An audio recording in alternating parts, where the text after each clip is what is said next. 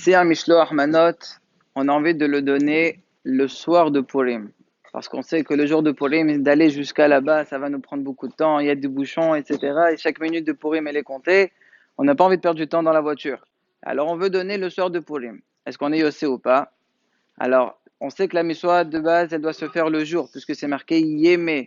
Yeme, Mishte, Simcha, et après, il y a marqué Mishloach Manot. Donc, ça se fait que le jour et pas la nuit. Mais si jamais, quand je le lui donne, lui, il ne le mange pas le soir, il le mangera que demain matin ou demain après-midi, ça revient à la même mahloukat qu'on a parlé hier. Si tu dis que c'est pour manger, voilà, il a mangé pendant Purim, le jour de Purim pour sa sourda. Ah, donc je serai quitte selon le Trumat Hadeshen. Mais si tu dis pour les arbot ava, tu n'es pas marbé ava, tu as été marbé hier, pas aujourd'hui.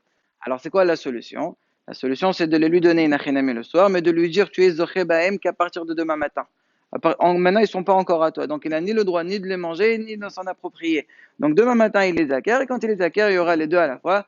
Donc là, je serai quitte à l'Iba des Alma. Deuxième point, Miswat Mishloach Manot, ainsi que les autres Miswat de Purim, c'est pas seulement les hommes, c'est aussi les femmes. Vous allez me dire, mais voilà, c'est marqué dans le Passour, Mishloach Manot, Ish l'Ere'ahu. Ish c'est homme, Ish c'est pas Isha. Donc, d'où on sait que les femmes aussi sont Hayavot. En fait, on apprend ça d'un autre passour dans la Torah. La Torah, elle a dit Shemo et Ave Utirao. La Gemara dans ma Masechet Kedushin, elle dit c'est pas seulement les hommes qui doivent craindre leur mère et père, c'est aussi les femmes. Alors pourquoi c'est marqué Ish? C'est juste parce que Ish siper beado la'asot, Isha en beada siper la'asot. Ça veut dire quoi? Ça veut dire que l'homme, c'est toujours lui le chef, il peut faire toujours ce qu'il veut, s'il n'y a personne qui lui dit quoi faire. Donc il a toujours les moyens de craindre et respecter ses parents. Par contre, la femme, une fois qu'elle se marie, il y a quelqu'un d'autre qui la commande, donc c'est son mari. Si jamais son mari lui dit non, moi je veux que tu t'occupes de la maison, elle a envie s'occuper de ses parents, elle doit écouter qui? Elle doit écouter son mari. C'est simplement si son mari l'autorise, alors là, elle doit aussi le faire. C'est pour ça que la Torah elle dit Ish, mais c'est pas les maonté Isha. Et la preuve, la Gemara elle ramène, puisque le pasteur qui dit Shimo ave ou tira'u. Tira'u c'est au pluriel. Si c'était Ish, il fallait dire Tira. Alors on croit que la Torah est kavna les deux. Simplement, comme j'ai dit, le problème de Stiper.